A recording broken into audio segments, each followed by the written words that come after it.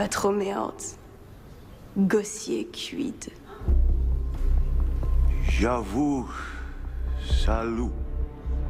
Lo que se representa en esta escena de la serie Vikingos es la semilla de la gran influencia del francés en el inglés. Desde principios del siglo X, Rolón, el caminante, se asienta con sus vikingos en el norte de Francia, lo que sería llamado Normandía, de la misma forma que sus habitantes fueron llamados normandos, que literalmente significa hombres del norte.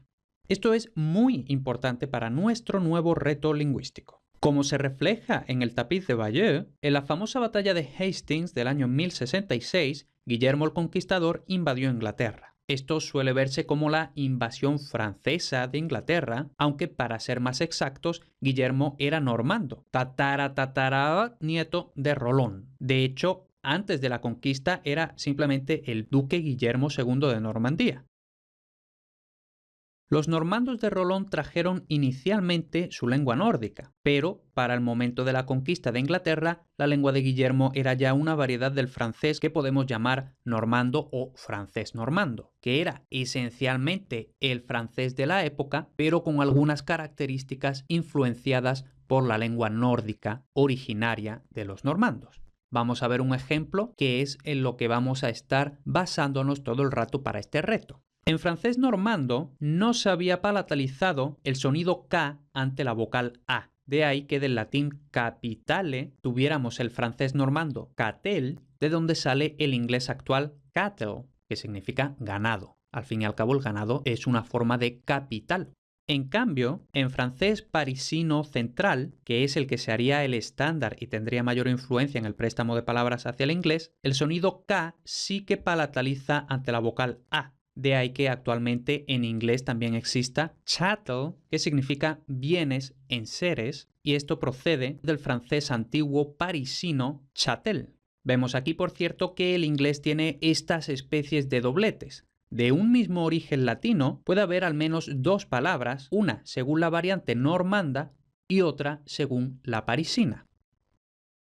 Hasta mediados del siglo XIII, el idioma de las élites era lo que podríamos llamar anglo-normando. En esta época entran en el inglés palabras de origen normando, a veces creando una especie de dobletes, como en el nombre de los animales. Estas palabras son de origen anglosajón porque son los granjeros ingleses quienes crían a los animales, mientras que el nombre de la carne son de origen normando porque son las élites normandas quienes se comen la carne. Entonces, por ejemplo, del cerdo tenemos la palabra anglosajona swine, esto hace referencia al animal en sí mismo, mientras que para hablar de la comida usamos la palabra pork, en normando con esta ortografía, que procede en última instancia del latín porcu, de ahí viene el español también, puerco. Sin embargo, a partir de la segunda parte del siglo XIII, la corte prefería ya el francés parisino, dejando relegado el antiguo anglo-normando. Es a partir de entonces que empiezan a entrar palabras francesas, pero con la evolución parisina.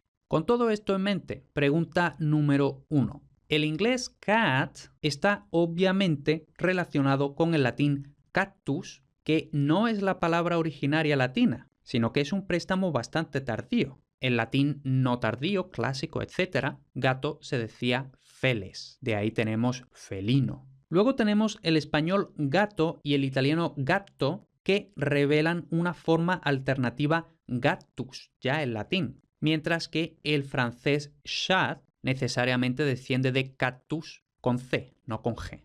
Entonces la pregunta es, ¿por qué en inglés tenemos cat y no chat o similar? Os dejo un ratito que lo penséis.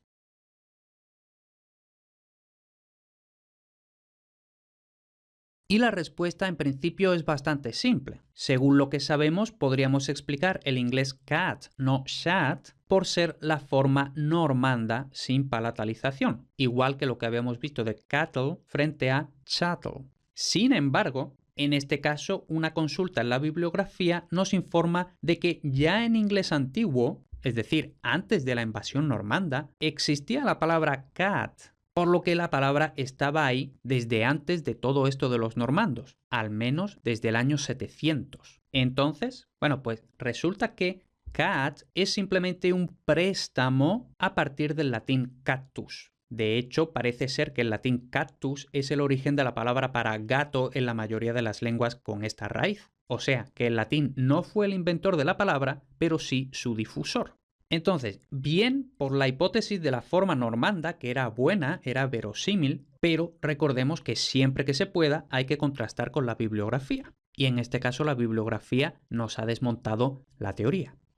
Podríamos haber pensado en una palabra común al protoindoeuropeo que simplemente se ha desarrollado de forma paralela en las lenguas germanas y el latín. Sin embargo, ya hemos dicho que en el latín clásico no existía cactus, por lo que esta teoría sería rara. Pero lo más determinante es que incluso suponiendo una raíz como cat, de donde presuntamente provendrían el inglés cat y el latín cactus, la ley de Grimm habría resultado en un inglés hat, lo cual descarta esta hipótesis indoeuropea. Recordemos que según la ley de Grimm, al latín K le corresponde una aspiración en las lenguas germanas. Cuando en latín tenemos cor cordis, en inglés tenemos heart. A cornu le corresponde horn y por tanto a cactus le habría correspondido hat.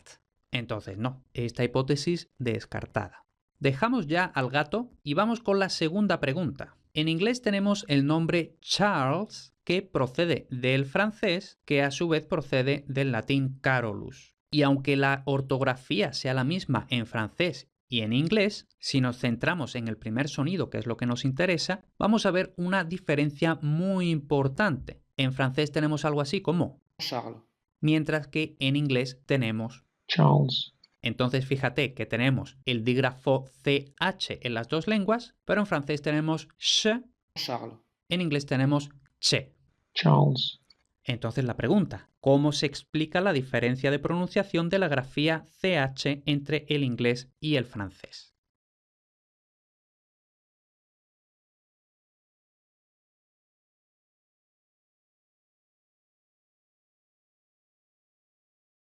Bien, para esto tenemos que saber o tenemos que haber más o menos supuesto que en francés, a partir del siglo V, lo que era una C en latín se palataliza al sonido che ante A. Entonces esto podría haber sido algo así como Charles. Luego, se sabe que a partir ya del siglo XIII, en francés este sonido che pierde el primer elemento y pasa de pronunciarse che a pronunciarse sh. Entonces, el inglés tomó el nombre en algún punto intermedio en que en francés todavía se pronunciaba che. Y naturalmente cualquier préstamo que el inglés tomara del francés a partir del siglo XIII o tome ahora en el presente será con sh, no con che. Esto explica la diferente pronunciación entre chief con este sonido che y la pronunciación de chef con este sonido sh, que según he consultado en la bibliografía es posible que se usara por primera vez en inglés en 1842, por tanto después del siglo XIII.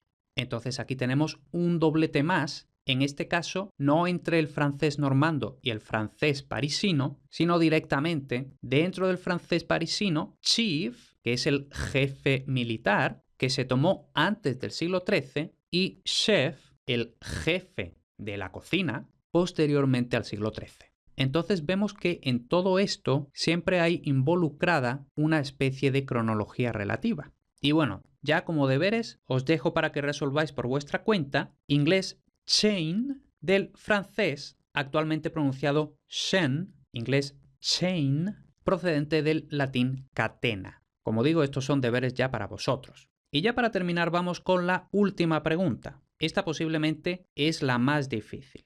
Entonces vamos a intentar abrir un poquito la mente a ver qué se nos ocurre. Bien, el inglés cavalry, que significa caballería, la parte del ejército con caballos, y chivalry, que significa caballerosidad, ambas palabras están lógicamente relacionadas con el etimo latino cavallus, lógicamente caballo.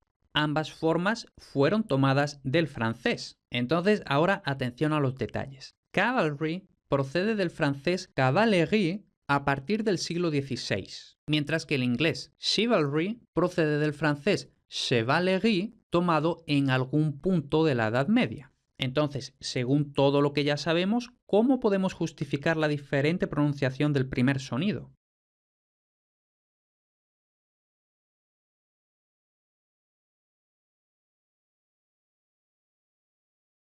La forma chivalry se justifica fácilmente por ser un préstamo de cuando el dígrafo francés CH ya se pronunciaba ch, es decir, hemos dicho que se introduce en inglés en la Edad Media, concretamente sería de forma posterior al siglo XIII. Vale, esa es la parte fácil de la respuesta. Ahora, la dificultad reside en explicar el propio francés cavalerie, ya que el inglés cavalry no es más que un reflejo más o menos fiel del francés.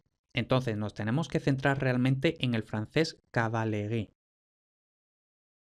Según lo que sabemos, deberíamos haber tenido chevalerie, igual que tenemos cheval. Entonces, ¿cómo se explica esto? De hecho, en francés sí que existió y aún existe chevalerie, pero con el sentido de caballerosidad, no de caballería. Entonces, para mantener separados ambos significados, para el de caballería se tomó en préstamo el italiano cavalleria y ya sabemos que en italiano no hay ni cambio de vocal ni palatalización de la consonante. Y volviendo a la cuestión de la cronología relativa, podemos suponer que este préstamo desde el italiano se realizó en un momento en que el francés ya no palatalizaba la K ante A.